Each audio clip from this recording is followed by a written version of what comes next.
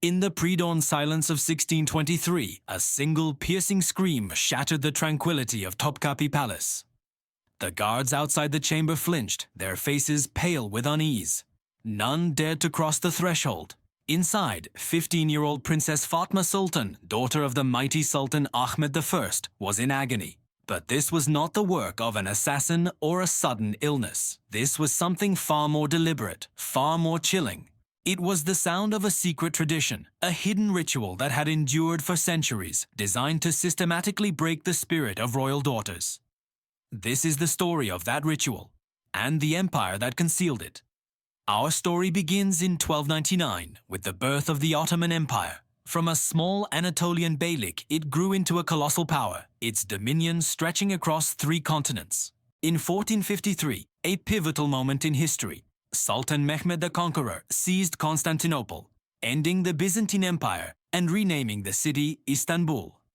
This new capital became the glittering heart of Ottoman power, and at its center was the magnificent Topkapi Palace. Topkapi was more than just a royal residence. It was a city within a city, the administrative and political hub of the empire. And deep within its walls lay a world shrouded in mystery and fantasy, the imperial harem. Initially a private space for the Sultan's family, the harem evolved into a complex institution. After the 1530s, under the influence of Sultan Suleiman the Magnificent and his powerful wife, Hurrem Sultan, the harem transformed. It became a crucible of political power, a labyrinth of ambition, loyalty, and deadly intrigue. It was a gilded cage, home to hundreds of women, wives, concubines, mothers, and daughters, all living under constant, suffocating surveillance, their lives dictated by rigid hierarchies and unspoken rules. Into this opulent, high-stakes world, Princess Fatma Sultan was born in 1606. As the daughter of Sultan Ahmed I and the formidable Kösem Sultan, one of the most powerful women in Ottoman history, Fatma's childhood was one of immense privilege. She was beautiful, intelligent, and received the finest education available. She studied languages, sciences, arts, and theology, her mind sharpened by the best tutors in the empire. She was a princess in every sense of the word, regal, refined, and seemingly destined for a life of splendor. But the destiny of an Ottoman princess was not her own to forge. Her life was a political asset, a tool for consolidating power and securing alliances. And so it was decreed. Fatma would marry Kara Mustafa Pasha, a decorated but much older military commander. This was not a union of love, but a strategic move to bind a powerful general closer to the throne. Her feelings were irrelevant. Her duty was to the dynasty. Months before the wedding, as preparations for the lavish ceremony began, another, far more secret preparation was set in motion. Fatma was to undergo the Terbiya-i-Mubarak, and the sacred training. This was the hidden ritual, the dark tradition whispered about only in the most secluded corners of the harem. Its purpose was singular and terrifying, to erase the princess's identity and remold her into the perfect, unconditionally obedient wife. The training began with the complete dismantling of her autonomy. Her movements became choreographed, her posture constantly corrected. She was drilled for hours on end in gestures of submission, how to bow, how to kneel, how to avert her gaze in the presence of her future husband. Every spontaneous action was disciplined, every hint of personal will was methodically stamped out. Her voice, once vibrant and articulate, was shackled. Her vocabulary was brutally curtailed to just 43 permitted words, phrases of deference, agreement, and servitude.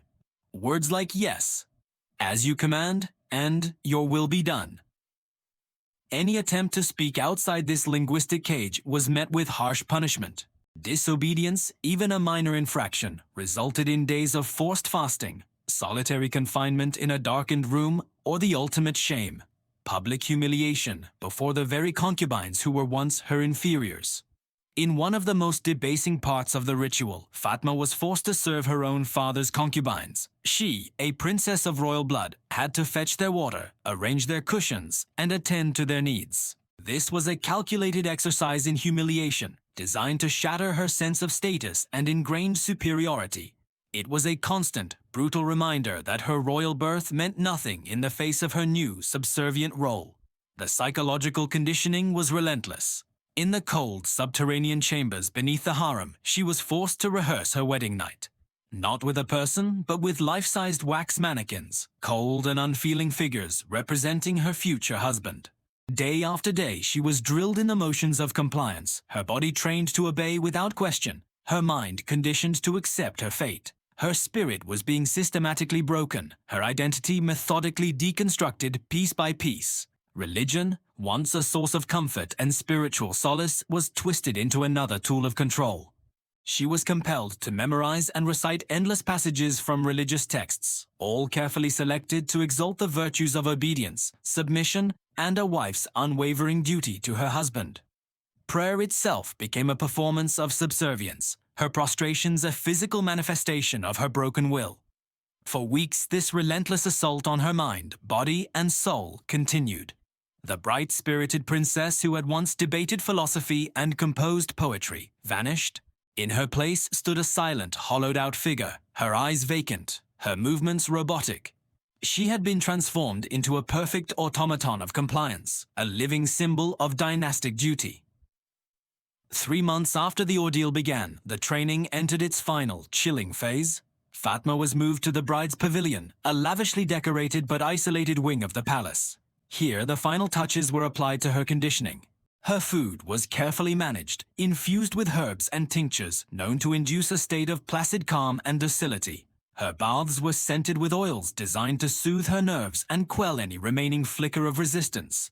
The very environment was engineered to reinforce her submission. The walls were hung with intricate tapestries, but they depicted no heroic battles or beautiful landscapes. Instead, they showed scenes of legendary women praised for their unwavering obedience to their husbands and fathers. Mirrors were strategically placed throughout the pavilion, forcing Fatma to constantly confront her own reflection. The image of a subdued, compliant figure. Her own face, her own posture became a constant, inescapable part of her conditioning. Her reflection was no longer her own. It was a mirror of the empire's will. And so, on that morning in 1623, when Princess Fatma screamed, it was not a cry of defiance. It was the last desperate cry of a dying self, the final echo of the vibrant young woman she once was, before she was consumed entirely by the machine of the state. She was now ready for her wedding, ready to be presented not as a partner, but as a perfect, polished, and utterly broken offering to a political ally.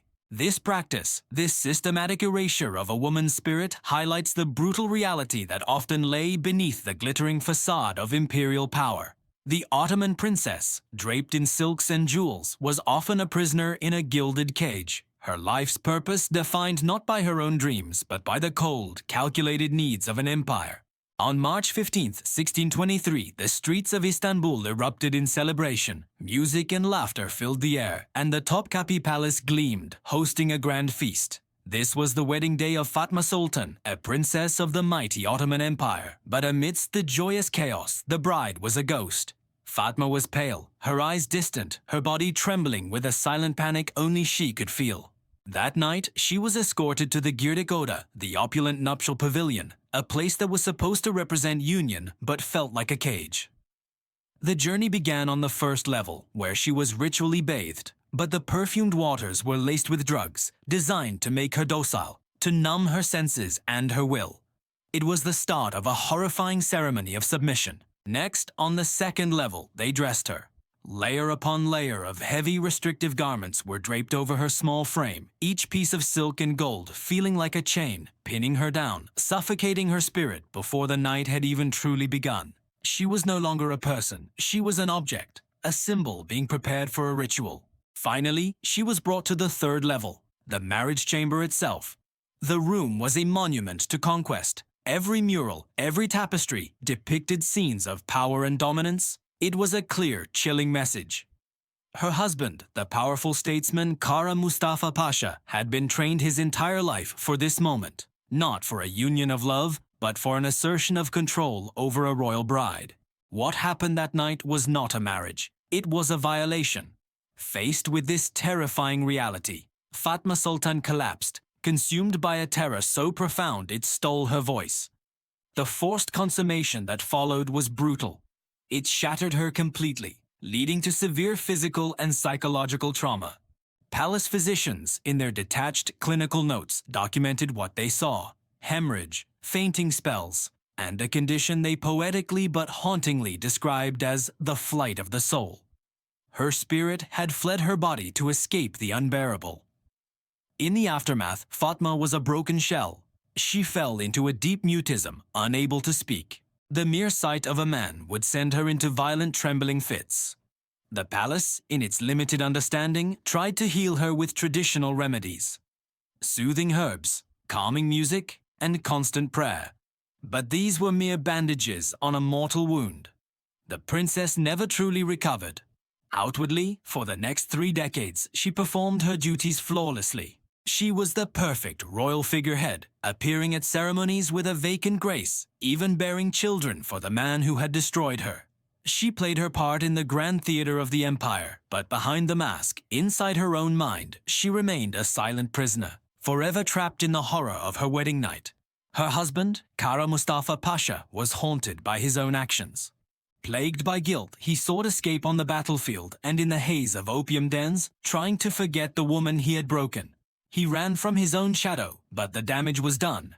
Then, in 1652, on the 29th anniversary of her wedding, Fatma Sultan died. The official cause was listed as a fever, a convenient and simple explanation. But within the palace walls, whispers told a different story. They said she had died of sorrow, that her heart had finally given out after a lifetime of silent suffering. Centuries passed, and these whispers faded into forgotten history.